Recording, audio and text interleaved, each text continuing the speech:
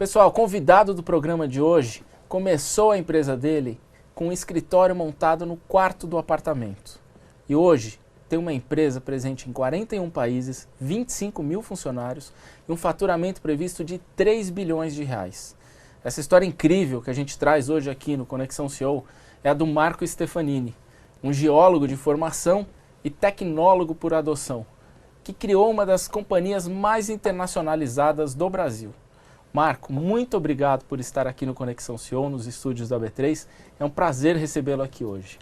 Eu que agradeço, Sambrana, estar aqui presente, ter essa oportunidade pelo convite de debater, de conversar, trocar ideias com você.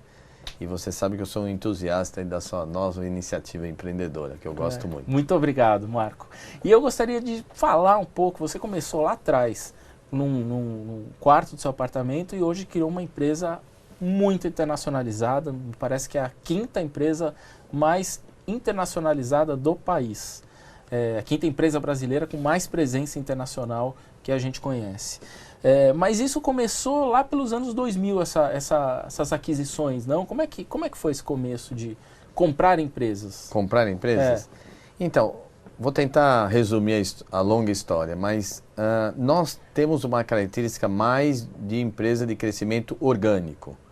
Então, a primeira etapa, vamos chamar assim, de 87 até 2010, basicamente foi uma empresa de orgânico, que eu considero um crescimento de melhor retorno, mas mais difícil.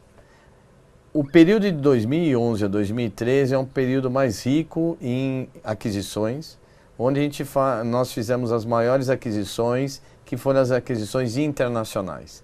Então, naquela época, em 2010, menos de 10% da empresa representava a parte internacional e nós estamos em 17 países. No final desse período de 2013, 2014, já o internacional representava aí mais ou menos uns 40% e nós estamos em 30 países na época, né? Hoje, como você disse, nós estamos em 41 países e a parte internacional representa 50%. Então, a parte de aquisições foi muito importante na internacionalização, no reforço da internacionalização.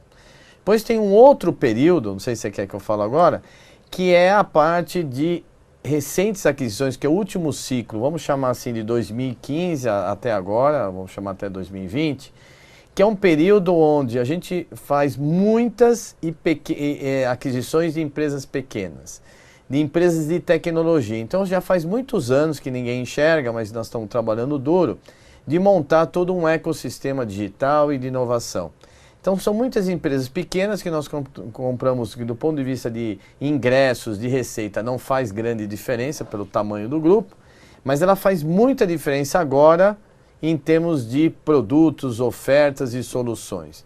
E agora elas estão crescendo, então agora elas também começam a fazer diferença de tamanho. Então, dois ciclos, um internacional de volume e o outro ciclo, várias empresas menores, muito focado em produtos de alta tecnologia e muito focado em negócio. Quantas empresas, mais ou menos, vocês compraram nesses últimos tempos? Olha, nós fizemos basicamente 4 aquisições no exterior, né? E esse grupo de empresas de inovação e digital é um conjunto de 16 iniciativas.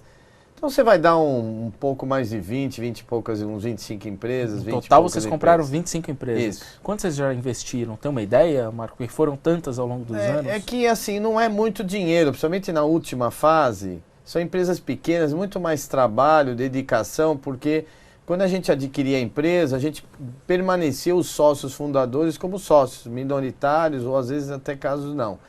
Então é muito mais de trabalho em conjunto que um grande volume de dinheiro. Mas teve a aquisição que você fez que foi grande. Teve. Na verdade, assim, a gente pode falar talvez o quê? 700 milhões de reais, 800 milhões de reais nesses 10 anos, nesses últimos 10 anos. Agora tem um desafio muito grande. Como você tem operações em 41 países, como é que você faz para que a cultura da Stefanini seja disseminada para todos esses escritórios? Como unificar uma cultura só numa empresa tão espalhada pelo mundo? Essa é uma pergunta difícil de responder assim no dia a dia, porque assim, Nós tivemos um período, quando a gente puxou muito o internacional, que eu te falei, nós precisamos de talentos internos e que falassem outras línguas, e não só o inglês, né? Então, a gente teve que criar um meio termo, uma solução de meio termo, onde num trabalho muito grande de convencimento, de levar, eu era talvez o principal porta-voz, eu e mais algumas pessoas chaves, de levar esse DNA, essa cultura da Stephanie, não exatamente uma cultura e DNA brasileira, né? Então, isso a gente fez um trabalho forte e eu acho que a gente teve relativo sucesso, porque a maior parte dos executivos de empresas que nós adquirimos no exterior, principalmente, eles continuam com a gente, né? Então, agora não, agora nós estamos já num momento diferente, um modelo mais maduro, onde a gente já vem desenvolvendo talentos, perspectiva de carreira. Então, recentemente a gente fez uma sucessão na Europa, no cargo de CEO da Europa, já foi bastante suave, porque já estava preparado. Então, acho que foram dois momentos, um mais de, vamos dizer assim, tapar o gap, né? Cobrir o gap com aquilo que a gente tinha, eu acho que não foi mal, e agora uma solução mais estruturada e tudo, né? E o terceiro ponto, que ajuda em qualquer momento, a gente tem uma estrutura muito empreendedora do ponto de vista organizacional, que a gente chama, são estruturas de células. Como é que funciona? Então, essas estruturas, elas têm um grau de autonomia muito grande na ponta.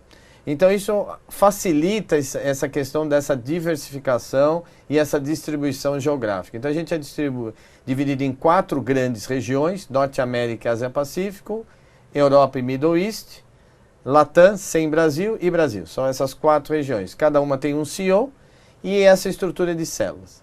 E essa estrutura de células que permitiu também a gente ter sucesso nesse modelo do ecossistema digital, que são essas 16 empresas.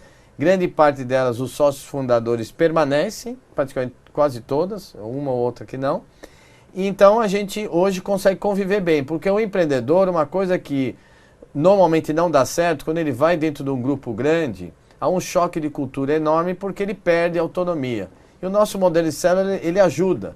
Então hoje, boa parte desse sucesso de manter tantas empresas digitais e empreendedoras é pelo modelo de célula que nós implantamos há mais de 20, 25 anos atrás. O modelo de células, basicamente, deixa eu ver se eu entendi. Claro. Cada uma dessas regiões tem autonomia como se fosse uma empresa dentro da empresa, é isso? É isso, só que um pouco mais detalhado. Na verdade é assim, você tem um CEO, cada CEO tem o seu diretor ou VP, dependendo da estrutura da empresa, e cada diretor tem as suas células. Então, cada região, ela tem um grupo de células. Para o Brasil tem 80 células. Os Estados Unidos tem 20 células. Então, cada célula, e isso células só comerciais e de negócio, fora as células de delivery e outras áreas. Então, na verdade, a composição organizacional, e esse gerente, esse líder da célula, ele já tem uma grande autonomia, né? Então, é assim que a gente trabalha hoje. Hoje, a Stefanini tem 25 mil funcionários. Quantos estão aqui no Brasil e quantos estão espalhados mundo afora? É mais ou menos 13 e 12, né? 13 mil no Brasil, 12 mil fora. É, mais ou menos, um pouquinho menos de 12 mil, um pouquinho mais que 13 mil no Brasil. E faturamento é 66. Por que em tantos países? Você consegue clientes em cada um desses países que vocês têm, ou vocês usam uma base de funcionários que estão, por exemplo, na Índia para fazer trabalho para o Brasil? Cada país tem uma operação própria mesmo desses países Então, que vocês têm? Vou dividir a resposta aqui. Primeiro, do ponto de vista de captar clientes, né? Todas as regiões têm força comercial e captam clientes. E eu tenho clientes locais, né? Cada região tem os seus locais, captados pela própria força comercial local. E eu tenho clientes regionais, trabalho na região inteira, em vários países, ou global. Eu tenho as 3 condições. E eu tenho casos citados de vários clientes. A líder mundial de material esportivo, por exemplo, ela foi captada inteirinha, um contrato global, começou pelos Estados Unidos. Nike? Seria? Isso.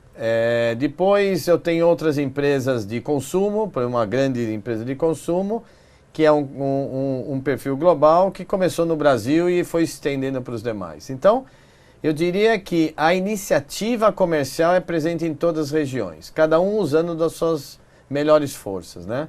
E agora, o mais comum é você começar menor e ir crescendo. Tem alguns clientes que você já começa com um grande contrato global, mas eu diria que a maioria são clientes num determinado serviço ou numa determinada região e você vai expandindo, né? Através do bom relacionamento e do bom serviço, a gente tem uma característica muito de criar relações de longo prazo e de confiança. Então isso acaba ajudando. Então essa do ponto de vista comercial. Do ponto de vista de delivery, aí varia bastante. A região que a gente chama de South Hemisphere, né, o hemisfério sul, que seria Brasil e Latam, eles têm uma característica muito mais de vender e fazer o delivery no próprio país. Até por questões tributárias, de troca de notas fiscais entre países é mais difícil. Então a gente tem algum aproveitamento entre países. Por exemplo, eu tenho um delivery no Peru que entrega para o Chile, ou às vezes no Brasil que faz um serviço Latam. Mas isso eu diria, talvez seja 10% dentro da região. O restante é mais local, por uma limitação muito tributária. E as variações de custo entre os países não são tão altas. Quando você vai para uma região, o que a gente chama de Norte Hemisféria, que é Norte América, Ásia Pacífico e Europa, aí não. Aí já é um conceito diferente. A gente é quase meio a meio entre os funcionários que eu tenho no país de origem, que é o país de maior custo, e os funcionários, o delivery que fica em país de menor custo. Então, em linhas gerais, a gente tem um grande centro nas Filipinas, que é o maior da Ásia, Índia, prestando serviço para os Estados Unidos, e Romênia, Polônia e Ucrânia agora prestando serviço para a Europa Ocidental. E alguns deles, assim, vários deles, obviamente, o nosso delivery é totalmente integrado, então ele integra os deliveries de Latinoamérica, Norte América, Ásia e Europa para o mesmo cliente. Então é muito comum o mesmo cliente ele ter deliveries, 4, 5 deliveries no mundo inteiro. Eu queria entender assim, a tua rotina, você é o CEO global da companhia. Quanto tempo você passa aqui? Quanto tempo você passa viajando? Como é que é teu cartão de milhagem? Deve ser bem bom, né? Eu, por sorte, eu gosto de viajar, né? Uma das razões de também ter pensado em ter uma empresa global é porque eu gostava de viajar. A gente tem que procurar alinhar os nossos objetivos mais racionais, financeiros e tudo mais, com objetivos mais emocionais de querer, gostar, de paixão, né? Então, esse é um ponto. Agora, de viajar, do ponto de vista pragmático, talvez eu viaje 1/3 do meu tempo, mas que dá a sensação de ser muito mais, né? Para mim e para as pessoas. Mas né? uma semana sua, por exemplo, essa semana, como começou a sua semana e como ela vai terminar? Essa semana é interessante, porque domingo à tarde eu fui para o Chile, né, que já fazia um tempo que eu não ia. Passei segunda e terça à noite eu voltei. Hoje estou por aqui, agenda bastante apertada. Amanhã à tarde eu já vou para a Europa e vou ficar ali uma semana e pouco na Europa. Então, a minha, vamos dizer assim, o meu perfil, o dia a dia, né, é bastante agitado. Então, ele parece que a sensação é que eu viajo mais do que parece. Mas realmente é pesado porque você tem um ritmo de trabalho muito forte. Paralelo, você tem toda essa questão geográfica de gestão internacional global, que demanda, obviamente, energia. Tem uma questão de alguns países serem mais difíceis que outros e tomarem mais tempo. Tem a questão de tecnologia ser algo time consuming muito forte, né? Você é muito hands-on, é muito microgestão, é um negócio nervoso, né, do ponto de vista de delivery. E por último, tem a questão digital, que é a melhor parte, que você está discutindo negócios, novas soluções, que também consomem tempo. Então, realmente o conjunto é pesado. Da tua operação global, qual é o país, tirando o Brasil, que é 50%, como você disse, do negócio, qual é o país mais importante em termos de faturamento e negócios? O país mais importante depois do Brasil é sem dúvida os Estados Unidos, né? Os Estados Unidos a gente fatura aí um pouco mais de 200 milhões de dólares esse ano, então é um faturamento bem expressivo. Você tem mais ou menos umas 4.500 pessoas trabalhando para os Estados Unidos, metade dentro dos Estados Unidos, metade que eu te falei offshore, que a gente chama. Então, e os Estados Unidos, assim, o que eu gosto, é um país muito competitivo, mas você está, vamos dizer, a maior parte do seu tempo você está focado no business, né? Então, como você melhorar, como competir, que é muito mais gostoso o seu tempo, né? Existem alguns países que você acaba demandando muito tempo, que eu chamo de distrações, né? E aí, infelizmente, não tem a ver exatamente com o negócio, mas se você não tomar cuidado, você... Que distrações são essas? Distrações, os países que eu chamo claramente os dois, né, que a gente às vezes brinca, são nossos irmãos, é Brasil e Argentina. Que é a questão dos impostos, sem dúvida, são os dois países mais difíceis, questões de impostos, turbulência política, variações econômicas, crises. E é uma pena, porque são dois países que têm um perfil de profissional muito bom, gente empreendedora, né? E o Brasil e a Argentina acabam perdendo talentos para o mundo, né? Onde você tem ambientes mais favoráveis que vão recebê-los, né? Então são países que você perde muito tempo com outras questões que nos demais países você perde, obviamente você investe um tempo, mas bem menos, né? O Marco, a Stefanini, ela fazia um trabalho de help desk, né, lá atrás, né? Não sei se ainda faz hoje, mas enfim, 30 anos de empresa, a empresa foi se transformando. Qual é o core da Stefanini hoje? Qual é o principal negócio? A gente, na verdade, que se define hoje a Stefanini? A gente, na verdade, no passado, né, a gente tem basicamente hoje 3 blocos de ofertas, né?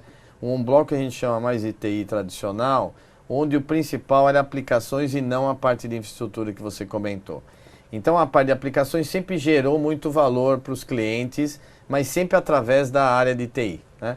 E tem essa parte de infraestrutura também que representa bem menos, né? Então esse é o bloco de serviço de TI tradicional. Depois nós temos o bloco e as 2 ofertas finais de digital. Então uma das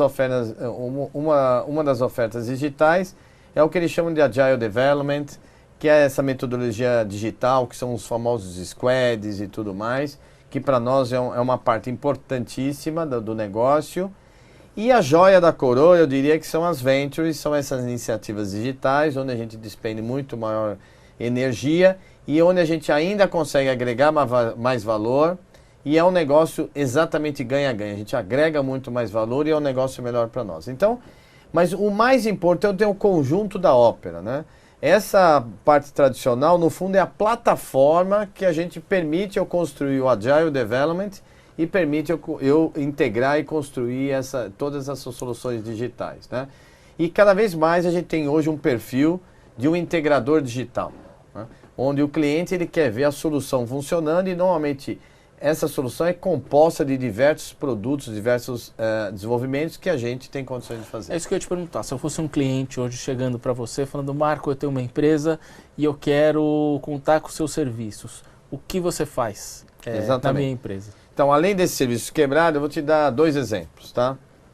Bem práticos, que estão muito hot, estão muito quente. Vamos no primeiro, que é o seguinte. Hoje, existe, principalmente no Brasil, mas na América Latina também, a nível global, que é trabalhar com produtos financeiros, uma fintech. Não exatamente uma fintech, mas mesmo empresas tradicionais poderem ofertar produtos financeiros. Então, hoje, todo varejo quer, certo? E empresas que têm um aquário, um volume grande de clientes, tem uma relação, ele quer expandir essa relação, ou trabalhar numa linha de vender novos produtos ou produtos financeiros. Por exemplo, nós temos hoje uma solução completa digital para produtos financeiros. Então, qualquer varejista, qualquer empresa que quer começar a fazer um roadmap de aprender e fazer ofertas financeiras, a gente vai desde o conta pagamento, do cartão de crédito digital e físico. Você monta uma fintech. Monta inteirinho para ele, vai até produtos bancários, tem o core bancário, e ele começa como conta de pagamento, e depois ele vai para uma instituição de pagamento, ele vai para a financeira, vira um banco, a gente faz o caminho completo dele. Tem onboard digital, então você tem tudo. Esse é um caso bem concreto, e dentro dessa solução eu devo ter solução de alguns parceiros. E no mínimo das 16 nossas empresas digitais, no mínimo você tem solução de umas 8 ou 10.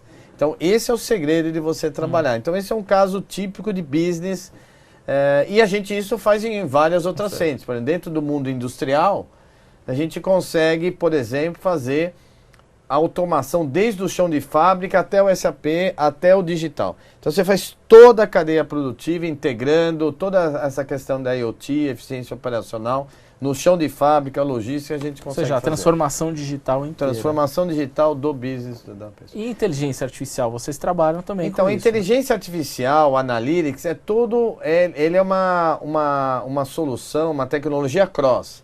Ele praticamente está presente em todas essas soluções, né? Porque ela é que vai dar uma boa parte da inteligência do processo, né?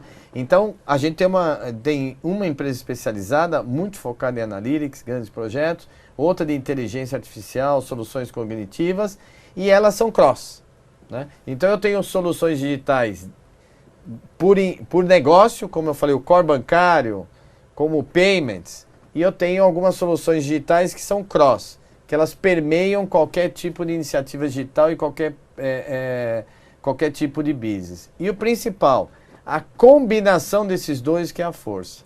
Porque não adianta você ter um negócio com um viés muito tecnológico e não de business, ou vice-versa. Hoje você tem que combinar tecnologia e business, né? Então isso que a gente ajuda o cliente, ou seja, na verdade a gente acaba se transformando num agente de transformação digital desse cliente físico, né?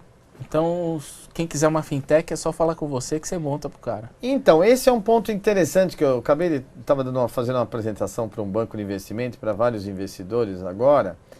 A gente, na verdade, até agora, nosso principal foco são clientes que têm hoje o mundo físico e que eles precisam se transformar digitalmente e combinar as coisas. Esse é o nosso perfil e é onde a gente tem agregado. E antigamente era só grandes empresas, hoje não. Como a gente tem muita solução, o nosso serviço ficou mais competitivo. Então permite hoje a gente atender pequenas e médias empresas, tá? Representa quanto do teu negócio hoje? Hoje pequenas e médias? Não, ainda as pequenas e médias são menores, mas é muito significativo. Eu vou dar um exemplo para você daqui a pouco. Esse é um perfil. Mas por outro lado também a gente percebeu que mesmo não só as fintechs que são mais famosas, mas empresas de tecnologia em geral, elas têm também espaços para a gente ocupar diferente do mundo físico. Então, quais são? Por exemplo, a área de operações. Em geral, uma empresa de tecnologia ela é muito forte em user experience, ela é muito forte em entender a necessidade do cliente, em movimentar, trabalhar integrado. Mas normalmente não é o melhor em customer services, na parte de principalmente operações.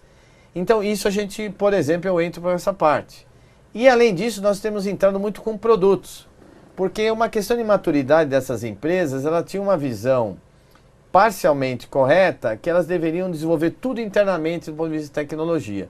E aí ela vai criar um monstro de tecnologia, então o que a tendência é?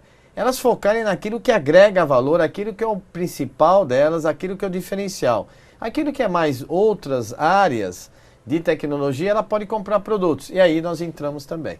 Então a gente consegue combinar os dois. Respondendo a tua pergunta, vou voltar, dou exemplo de banco, que é sempre um negócio quente, né? Fintech, você tem falado, sempre é uma coisa quente no Brasil, até pela situação do Brasil, sempre taxas altas de juros. Concentração bancária, concentração, tudo tem isso. muito espaço. O que acontece? Antigamente, para nós, o grande público era grandes bancos. Pequenos e médios a gente atendia, mas às vezes não tinha muito fit. Hoje, para nós, falar a verdade, pequenos e médios bancos, os bancos digitais, estão tendo um melhor fit para nós do que grandes bancos, porque ali eu consigo agregar mais valor. Então, na solução digital é bem aquela linha eu fiquei mais democrático, né? A minha solução eu consigo atender um público muito maior de pessoas, e isso é gostoso. Outra coisa que é curiosa também nesse movimento, do movimento de fintechs e de novas empresas digitais e das empresas se transformando, é que também hoje a gente fala muito sobre o papel dos CEOs. Eles estão preparados digitalmente? Você é um cara da área de tecnologia, esse é tá no teu DNA isso, então você não tem alternativa, você se preparou ao longo dos anos. Esses CEOs que estão nessas empresas hoje, eles estão preparados para trabalhar nesse mundo digital? Olha, eu queria responder de forma diferente, se você me permite. Para mim não é uma questão de estar preparado ou não. Primeiro é uma questão se ele está afim de se preparar ou não. Porque preparado totalmente ninguém está, nem eu estou. Nós estamos aprendendo, eu estou aprendendo todo dia. Esse mesmo raciocínio que eu te falei dessa estratégia para fintechs e tudo mais, para mim não era claro um ano atrás. Então, o grande X é, o CEO tem fome de aprender, né? Vai adquirir, vamos dizer assim, um pouco mais de estômago para coisa nova, para entrar em áreas que ele não tem domínio, né? De testar coisas novas. Esse é o X, né? Se ele tem, tá dentro. E o que você tem percebido? E eu acho que, assim, o Brasil em particular, tá? Se falava muito até 2 anos atrás, em digital, tudo. Queria conhecer, sempre achava legal, mas a execução não. Hoje não, acho que muitas empresas estão engajadas, né? E para mim é o seguinte, a minha mensagem clara é, para uma empresa ter sucesso na sua transformação digital, o número 1 tem que estar totalmente engajado. É o que eu procuro fazer, lembra que eu te falei do meu tempo. Uhum. Então, a gente sabe que o dia a dia nosso, e não é só o meu negócio, em vários negócios são time consuming, quer dizer, mas ele tem que separar um tempo e se dedicar a aprender, entender o business, entender as novidades, fazer uma combinação, porque também, obviamente, nesse mundo de digital tem muito vapor também, tem bolha, claro, faz parte da novidade. Como é que você vai separar? Como é que você vai lidar com isso? Como é que você... Então, ele tem que dedicar tempo, energia, atenção. Então, para mim é isso. Eu acho que quem se dedicar, uma hora vai aprender. Mas você está sentindo esse interesse por parte dos CEOs e dos então, a executivos? resposta é bem mais que antes, mas ainda falta. Ainda falta? Ainda falta, ainda tem, assim, minha mensagem que eu quero até passar para alguns de vocês que estiverem nos assistindo. Quando vai falar de digital, não coloca só a pessoa de tecnologia. A pessoa de tecnologia é importante, mas ela normalmente ela tem uma carga de trabalho muito alta e ela já tem um backlog muito alto. Então, e quem tem o cheque, quem tem o interesse, quem vai movimentar o ponteiro é a área de negócio. Por isso que o número 1, a área de negócio suportada, em combinação, trabalhando em conjunto com a área de tecnologia, é a melhor combinação de discutir como adotar práticas digitais ou novos modelos, ou novos negócios, mudar a empresa, outra empresa, assim por diante. Você até criou um curso que você leva junto com o INSEAD, né? Leva executivos para um curso de transformação digital na França. Foi com o intuito também disso? De tentar incentivar essa cultura? Como é que surgiu isso? Você colocou muito bem, né? Dentro do contexto. Porque a grande dificuldade que nós tínhamos, principalmente no passado, mas ainda tem um pouco, é de como convencer a liderança a trabalhar, né? A passar da análise, do pensamento para a execução, né? Então, dentro dessa linha e dentro do espírito também colaborativo, que o nosso propósito é co-criando soluções para um futuro melhor, nós fizemos uma parceria com o INSEAD, né, da França, que é considerada a melhor escola de negócios pelo Financial Times nos últimos 3 anos, melhor escola de negócios do mundo, né? E nós fizemos uma parceria, então, uma vez por ano, o próximo curso de 30 de março a 4 de abril. É importante, a gente tem que cada vez fazer esse curso com muita antecedência, porque as agendas das pessoas hoje são cada vez mais apertadas. E é um curso de 1 semana, claramente, onde ele tem um tripé. Antes de... Tem um período de reflexão que a gente faz online, ouvir entrevista, o que ele quer mudar, o que ele espera do curso. Depois, obviamente, tem o conteúdo do curso técnico. É mais técnico, mais não técnico em tecnologia, do ponto de vista mais de conteúdo mesmo. E a última fase, lá mesmo em Paris, lá em Fontainebleau, que é o que a gente chama de aterrissar. O último dia é aterrissar, tá bom. Eu tinha uma ideia, vim aqui, ouvi, interagir com muita gente, o que é a grande força do curso também, a interação com outros executivos. Quantas pessoas? São normalmente umas 35, 40 pessoas, que todos vão de coração aberto, né, sem muito... para abrir mesmo, né? E o último é aterrissar, tá bom, o que eu vou fazer quando eu voltar, né? Então, um pouco, a primeira e a última parte é a Stefanini que faz, porque na verdade é muito mais o nosso dia a dia pragmático.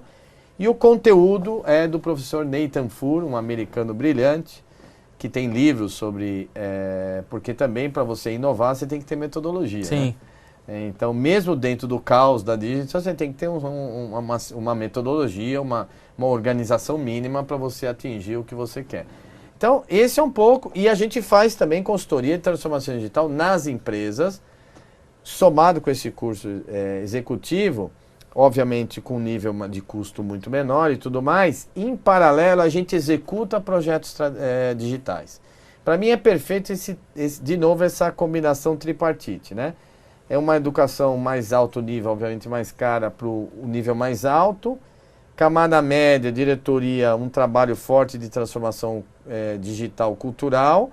E somado a 2, 3 projetos de impacto digitais, que vão mostrar, vão treinar, as pessoas vão aprender e vão ver o resultado, tanto ruim como bom, de um projeto digital. Muito legal. E a gente volta no próximo bloco. E você que está acompanhando a gente, não esqueça de assinar o canal no YouTube, Neofeed Brasil, e também de acompanhar esse programa aqui nas principais plataformas de streaming. Esse programa também pode ser escutado no podcast, tá ok?